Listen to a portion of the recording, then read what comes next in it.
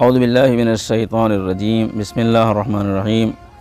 नाज़रीन अस्सलामु अलैकुम। आप हज़रात हमारी सीरीज़ शिया कैलेंडर में मुलाज़ा फरमा रहे हैं। आज हम जिक्र करेंगे माह जमादिल अव्वल की 15 तारीख़ का।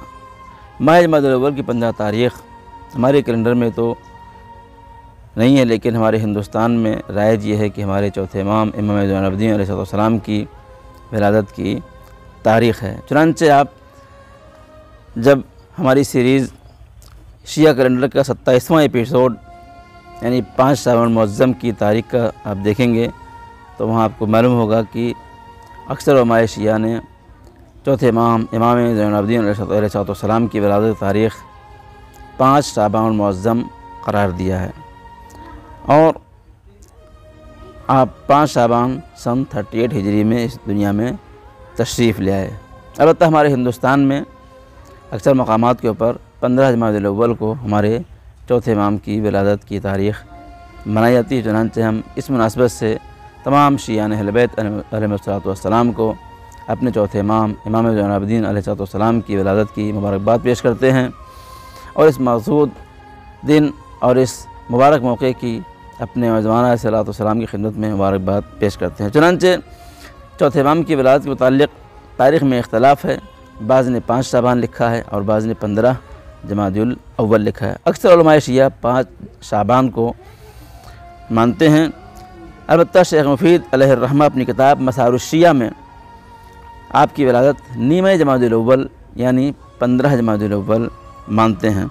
इसी वजह से आप इस तारीख़ को बड़ी मुक़द्दस और मुअज़्ज़म जानते हैं और लिखते हैं कि हुवा यौमुन शरीफ़ुन, ये दिन बहुत शरीफ है, बहुत ही बुज़ुर्गवार है। युस्तहब्बु फ़ीहि सियाम, और इस दिन रोज़ा रखना मुस्तहब है। व ततव्वु बिल खैरात, और नेक काम अंजाम देना, लोगों के साथ अच्छाइयाँ करना इस दिन बहुत अच्छी बात है।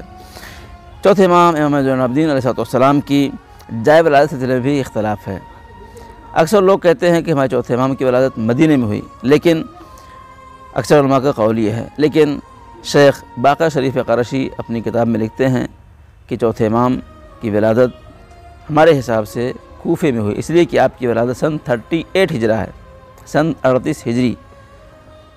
और सन 38 हिजरा वो ज़माना है कि जब हमारे मौला अली अलैहिस्सलाम ने की हुकूमत का ज़माना था, आपकी खिलाफत का ज़माना था, और आपने कूफे को अपना दारुल हुकूमत बनाया था और अपने तमाम खानवादे को लेके कूफा मुंतकिल हो गए थे। चुनांचे सन 38 हिजरी में मौला अली का पूरा खानवादा इमाम हसन, इमाम हुसैन, जनाब अब्बास और तमाम लोग कहाँ चले गए थे? कूफे चले गए थे। लिहाजा क़राइन ये बताते हैं कि हमारे चौथे इमाम की विलादत कूफे में हुई है। आपकी वालिदा सलामुल्लाह अलैहा बादशाह ईरान के बादशाह यज़दगर्द सव्वम की बेटी थीं। चुनांचे शेख मुफीद की रवायत के मुताबिक मौला अली अलैहिस्सलाम ने अपनी खिलाफत के ज़माने में हरीस इब्न जाबिर जुअफ़ी को इस्लामी ममालिक के मशरक़ी इलाक़े का हाकिम बनाया था और उन्होंने अपनी हुकूमत के ज़माने में शाह ईरान यज़दगर्द की 2 बेटियों को मौला अली की खिदमत में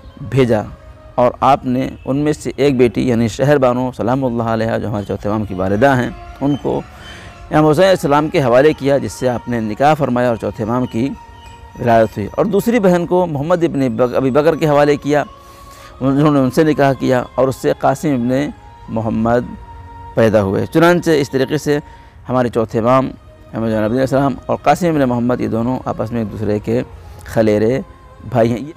छठे इमाम इमाम सादिक़ अलैहिस्सलाम के कासिम इब्न मोहम्मद इब्न अबी बकर नाना होते हैं।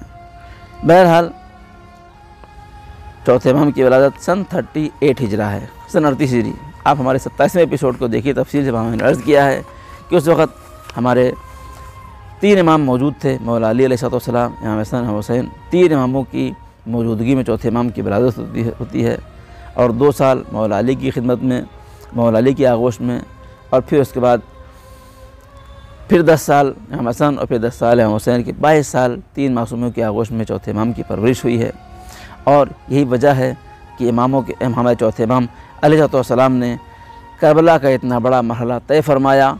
ये किसी आम इंसान के बस की बात नहीं है कि 23 या 24 साल की उम्र में करबला के इतने बड़े वाक़े को देखने के बाद फिर उठ खड़ा हो और दीन को बचाए, दीन का तहफ़्फ़ुज़ करे और शियों की इमामत के फ़राइज़ को अंजाम दें। बहरहाल हम तमाम की खिदमत में, उम्मत मुसलमान की खिदमत में, आलम तशय्युअ की खिदमत में, अपनी तरफ से, अपनी इस टीम की तरफ से, जामिअतुल बतूल चैनल की तरफ से चौथे इमाम अली इब्न हुसैन इमाम ज़ैनुल आबिदीन अलैहिस्सलाम की विलादत की मुबारकबाद पेश करते हैं और उम्मीद करते हैं खुदावंद हमें इस दिन के मुबारक मौके पर हमें सादत से सरफराज फरमाएगा। खुदा दुआ पालने वाले हम सब को अपने आइम्मा की मारिफत की तौफ़ीक़ अता फ़रमा और उनकी सीरत पर चलने की तौफ़ीक़ अता फ़रमा। रब्बना तक़ब्बल मिन्ना इन्नका अंतस समीउल अलीम।